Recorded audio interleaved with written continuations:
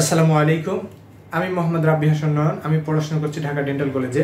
আমি এর আগে একটি ক্লাস নিয়েছিলাম জৈব যৌগের উপরে প্রাথমিক আলোচনা। আজকে আলোচনা করব জৈব যৌগ এবং অজৈব যৌগ এই দুটির মধ্যে পার্থক্য কি। চলো শুরু করা যায়।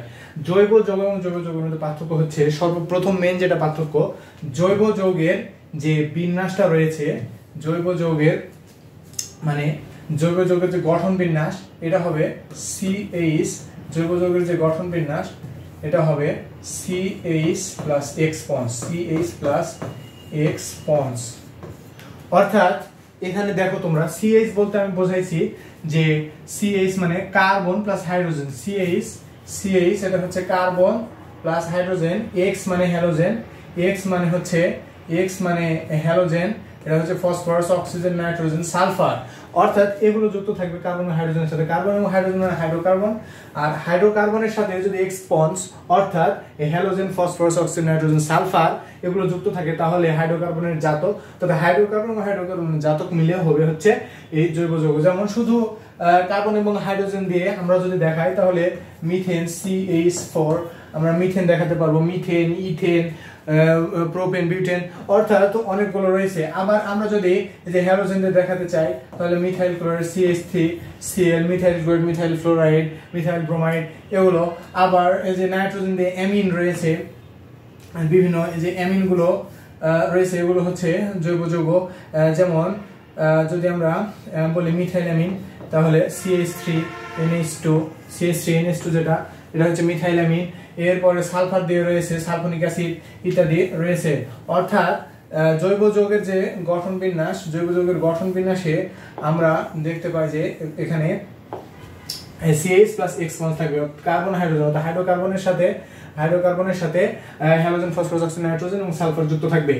এখন আমরা দেখব যে অজৈব যৌগ। অজৈব যৌগের ক্ষেত্রে বিশেষ করে নির্দিষ্ট কোনো ইয়ে নেই, যে কোনো দুই বা ততোধিক মৌল যুক্ত হয়ে অজৈব যৌগ গঠন করতে পারে। যেমন সোডিয়াম ক্লোরাইড একটা অজৈব যৌগ, পানি H2O এটা একটা অজৈব যৌগ, অ্যামোনিয়া NH3 একটি অজৈব যৌগ, আরো রয়েছে PCl5 একটি অজৈব যৌগ।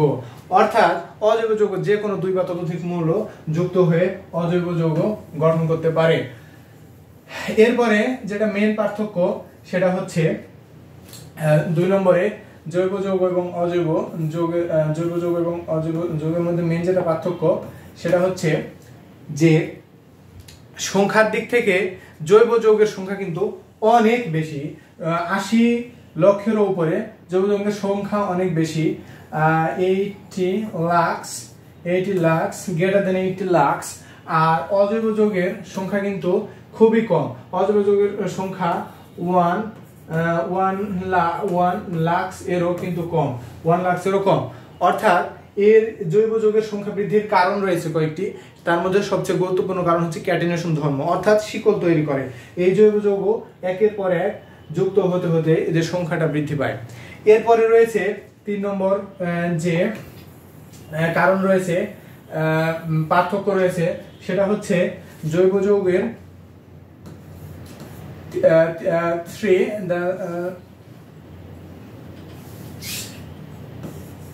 3 নম্বর জৈব যৌগের ক্ষেত্রে তাদের যে গলনাঙ্ক, স্ফুটনাঙ্ক রয়েছে, এগুলো অনেক কম হয়।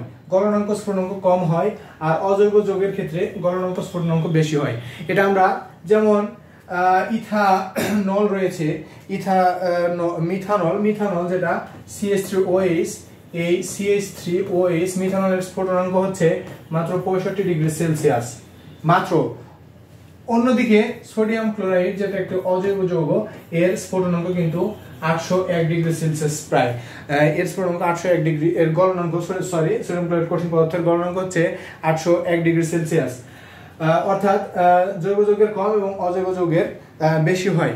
এরপরে 4 নম্বরে আসো। 4 নম্বরে মেন পার্থক্য হচ্ছে জৈব যৌগগুলো সাধারণত সমযোজী বন্ধন দ্বারা গঠিত হয়।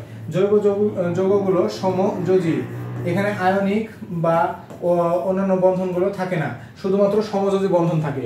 আর অজৈব যৌগের ক্ষেত্রে সমযোজী বন্ধন থাকতে পারে, যে কোনো বন্ধন, আয়নিক বন্ধন, যে কোনো বন্ধন, আয়নিক বন্ধন, সমযোজী বন্ধন, আরো অন্যান্য ধাতব বন্ধন, যে কোনো বন্ধনই থাকতে পারে। এরপরে আমরা দেখব যে 5 নম্বর যে পার্থক্য এটা হচ্ছে জৈব যৌগগুলো জৈব যৌগগুলো পোলার দ্রাবক পানিতে অদ্রবণীয় কিন্তু জৈব দ্রাবকে দ্রবণীয়। জৈব যৌগগুলো পোলার দ্রাবক পানিতে অদ্রবণীয় কিন্তু জৈব দ্রাবকে দ্রবণীয়। কিন্তু অজৈব যৌগগুলো আবার পোলার দ্রবণীয় অজৈব যৌগের মধ্যে,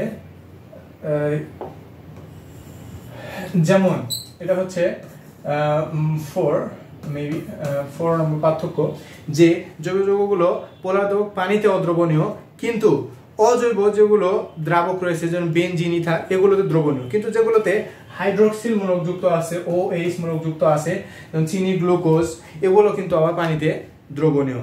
আর অজৈব যৌগের ক্ষেত্রে পোলার দ্রাবক পানিতে, পোলার যেগুলো সেগুলো পানিতে দ্রবণীয়, আর যেগুলো অপোলার সেগুলো হচ্ছে পানিতে দ্রবণীয় নয়। এরপরে আমরা দেখব যে জৈব যৌগ 5 নম্বর যে পার্থক্য, জৈব যৌগের মধ্যে কিন্তু জৈব যৌগে যখন দহন করা হয় বা পোড়ানো হয় তার কিন্তু ছাই থাকে না। দহনে কোনো অবশেষ বা দহনে কোনো ছাই বা অবশেষ থাকে না। দহনে কোনো ছাই বা অবশেষ থাকে না। দহনে কোনো ছাই বা অবশেষ থাকে না। দহনে কোনো ছাই বা অবশেষ থাকে না।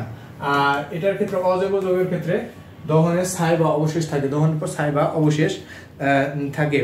আর তারপরে পার্থক্য রয়েছে 6 নম্বর যে পার্থক্য, সেটা হচ্ছে জৈব যৌগগুলো কখনো জলীয় দ্রবণে বিদ্যুৎ পরিবহন করে না, কারণ জলীয় দ্রবণে এগুলো আয়নিত হতে পারে না। অন্য ক্ষেত্রে অজৈব যৌগের ক্ষেত্রে যেমন সোডিয়াম ক্লোরাইড, এগুলো আয়নিত হয়ে যায়। আয়নিক যৌগগুলো জলীয় দ্রবণে আয়নিত হয় এবং বিদ্যুৎ পরিবহন করে। এরপরে সবচেয়ে মোস্ট ইম্পর্টেন্ট যেটা পার্থক্য সেটা হচ্ছে জৈব বিক্রিয়া। এই জৈব যে বিক্রিয়াগুলো রয়েছে, জৈব বিক্রিয়ার কৌশলগুলো হচ্ছে খুবই ধীর গতির। জৈব বিক্রিয়ার কৌশলগুলো ধীর গতির ও মন্থর। আর অজৈব বিক্রিয়ার যে কৌশলগুলো রয়েছে এগুলো হচ্ছে খুবই দ্রুত গতির এবং খুবই আয়নিক প্রকৃতির। জৈব যৌগের যে কৌশল এটা হচ্ছে ধীর গতির এবং মন্থর প্রকৃতির, আর অজৈব যৌগের ক্ষেত্রে এটা অত্যন্ত দ্রুত গতি সম্পন্ন। এটাই হচ্ছে কাহিনী। আর মোস্ট ইম্পর্টেন্ট পার্থক্য হচ্ছে জৈব যৌগকে অনেকগুলো সমগোত্র শ্রেণীতে বিশেষ শ্রেণী বিভাগে ভাগ করা যায়, কিন্তু জৈব যৌগকে কোনো সেরকম বিশেষ শ্রেণী বিভাগে বিভক্ত করা যায় না। সো এই ছিল জৈব এবং অজৈব যৌগের মধ্যে পার্থক্য।